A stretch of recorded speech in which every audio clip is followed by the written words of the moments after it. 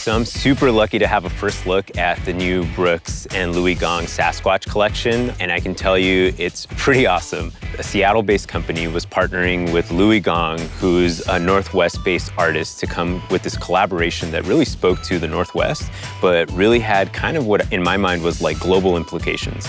If you value Indigenous art and stories, make sure your dollars are going to businesses that are supporting Native art. And then they said there might be an opportunity for me to get to meet Louis and even run with Louis. This was a chance for me to like have a way in through trail running, which was like mind-blowing. So these shoes are fly, they look awesome. Stoked for y'all to stick around and watch the video and get a glimpse into the ideas behind the design, as well as a little bit more insight into Louis himself as an artist. Come check it out. This is my studio space. The shoes. I didn't start doing art until I was in my 30s. I never went to art school, I think I had one art class and it was in 8th grade and I got a C. But during the time of my career when I was doing a lot of work around race and identity, I was reminded that when I was a kid, I always wanted a pair of Vans and my family couldn't afford them, or for whatever reason, I never got a pair of Vans. And so at 32-ish, I found myself at the mall in front of all the shoes on the shelf. I just didn't see any shoes that reflected my identity, because I'm Native and Chinese and white. And what I ended up doing was taking a plain gray pair of shoes home, and I didn't customize them right away. But one day on a whim, I just grabbed a Sharpie and I started doodling on them in a way that I thought reflected my identity.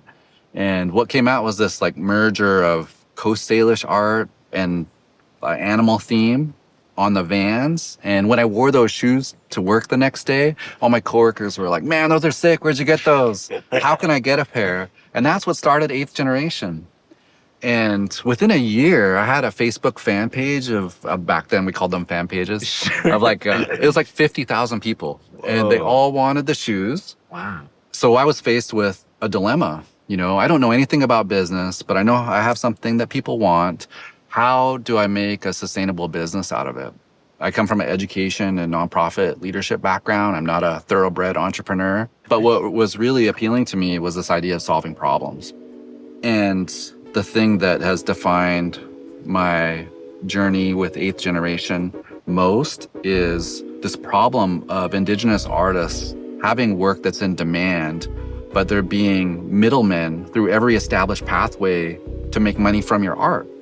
And so I invested everything in developing an e-commerce business where I was not just focusing on selling the shoes that I was drawing on. I started to develop products. And by focusing on products and using e-commerce as a way to get that product directly to consumers, 8th Generation had a lot of success. And through that success, we established a blueprint for how other Native artists and businesses might go about also having success through their work that's in demand.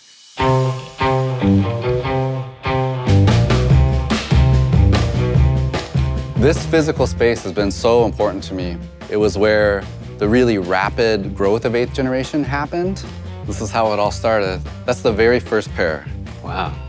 When I made these, I didn't even like sit up. I was laying on the couch and I got the idea and I just grabbed a Sharpie from the table behind me and started like doodling on the shoes like while I was laying on my back. They sort of captured that moment in time. This is like 2006, 2007, and people responded to them really well. Very cool. I know a big thing for 8th Generation was like decolonized partnership model. Can you talk a little bit more about that? Because I thought that was like a really cool way of being direct and open about like your partnerships and how folks can just be more involved and be more intentional in how they spend their economic resources. In my journey, a lot of businesses have come and wanted to collaborate, and companies were always looking for a Native person or a business to be showcased as this short-term project that was basically a tool to rationalize business practices that were very different and went on the whole rest of the year. And I wanted to create really sustainable change. So at 8th Gen, we created the decolonizing partnership model so that big companies that want to work with a Native-owned business like 8th Generation or even a Native artist would have a place to start. How do we do it right?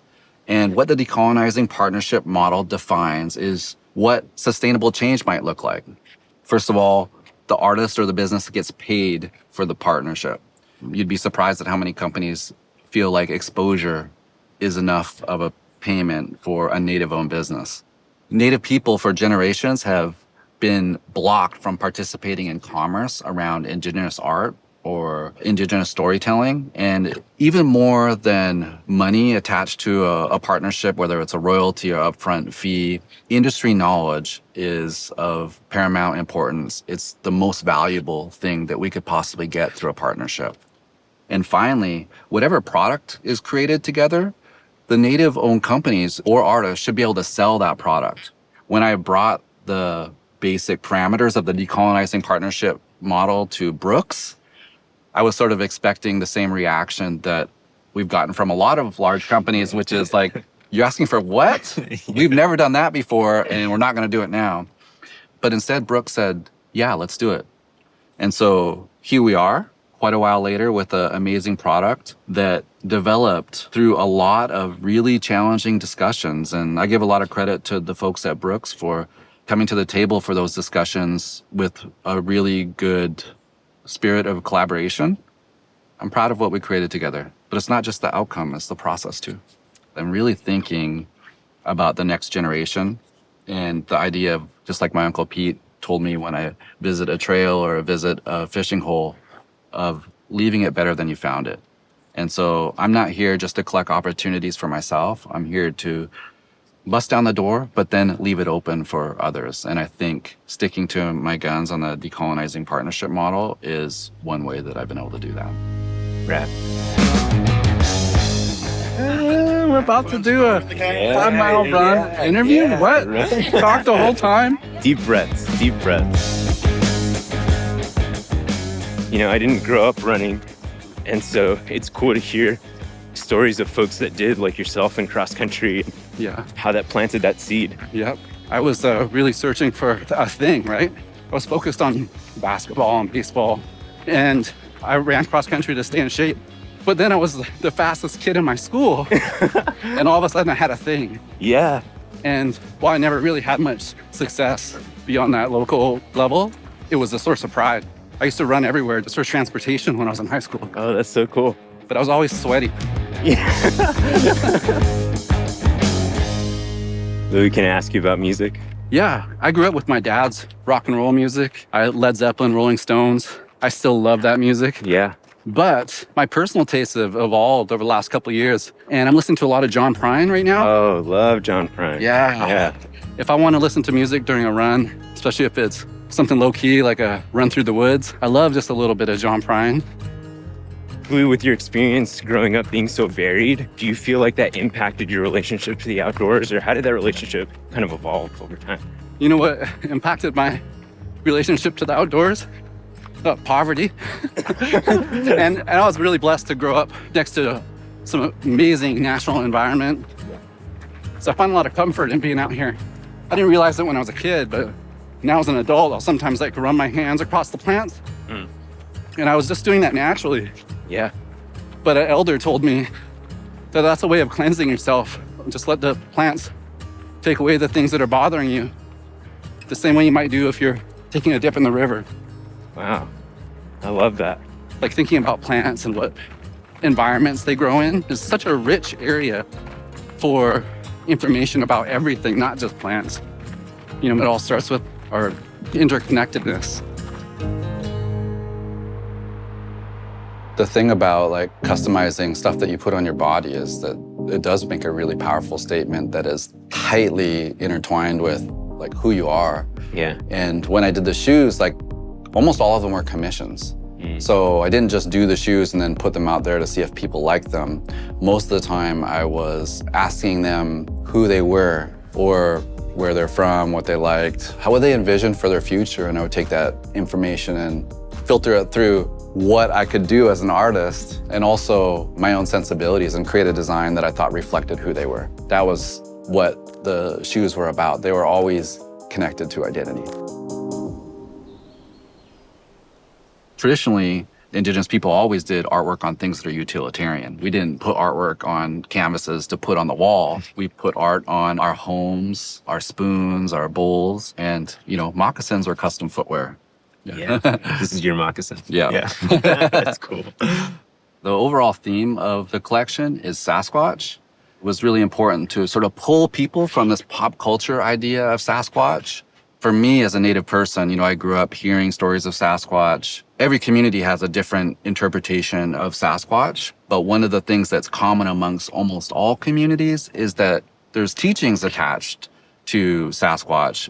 And so I wanted to make sure that I wasn't just creating some sort of kitschy Sasquatch that looked like something you see everywhere else. I wanted there to be a story embedded. As a kid, I used to frolic in the woods surrounded by licorice ferns, big leaf maple, the moss. I mean, these are all things that defined my childhood, but especially huckleberries. And so all three of those elements are in the floral pattern.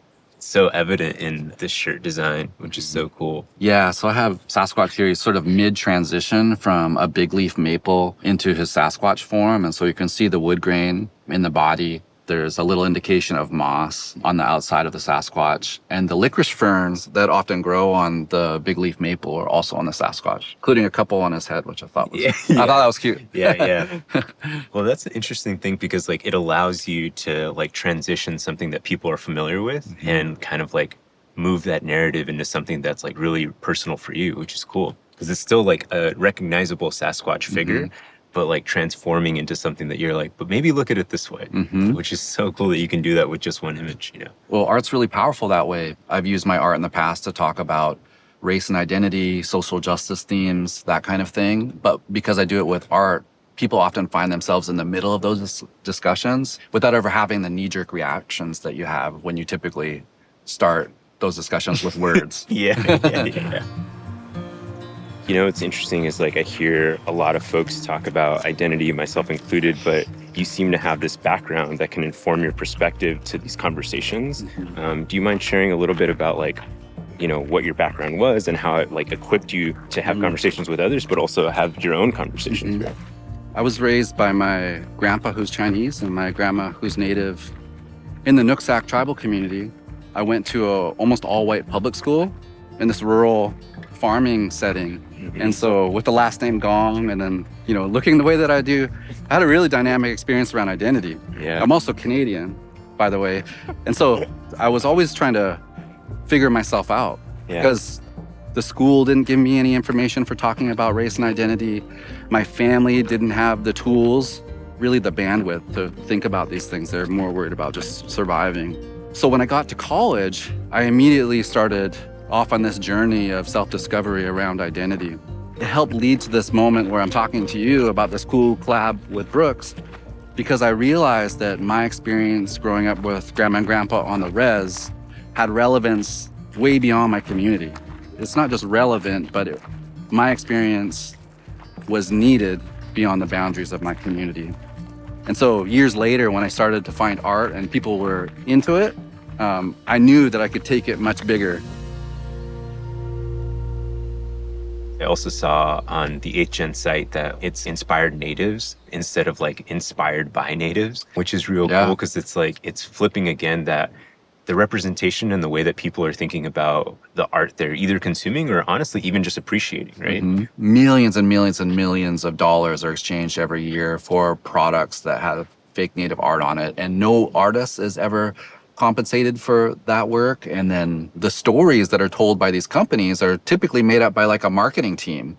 So consumers think they're aligning with native people when they're buying these products, but they're not really. And in fact, it's really damaging because the real stories are getting erased. And so it's really important for me to highlight real stories and make sure the resources that are getting exchanged when people are buying cultural art go back to the people that are sort of inspiring the interest in the stories and the aesthetics. 100% of the products that have been designed through 8th Generation are designed by native artists who are paid for their work. 75% of the employees at 8th Generation, from the ownership of the Snoqualmie tribe to the CEO to the folks that are working in distribution, are also native people. We're going out there and we're getting through hard-fought battles, industry knowledge, and we're sharing it back with the community. And I think in that way, we're creating change that, it'll never go back to the way it was before. As a consumer of goods, products, or anything that we're purchasing in this economic framework, that there are things that folks can do differently to support Native-owned businesses or... Yeah, people can help us in some really easy ways. One of them is just by asking the question, who is the artist? If you can't find the artist's name on a product, it's probably done without an artist. So that's your cue that it's Native-inspired art, and you should move away from it. If you value Indigenous art and stories and want to see more of them, make sure your dollars are going to businesses that are supporting Native art. I think what people need to know is that a company can work with Indigenous artists, pay them, help develop their capacity, and still have a lot of success. It's not something that is unrealistic, and we know that's true because 8th generation has done it. We carry with us a lot of expectations around what it means to be authentic, and I've been able to sort of snub my nose at a lot of those expectations, especially the ones that are clearly anthropological based. They expect Indigenous people to be sort of frozen in time at first contact. Yeah. And it's hard to ignore that when the art market has that same awareness and people draw on that information to make decisions about what to buy.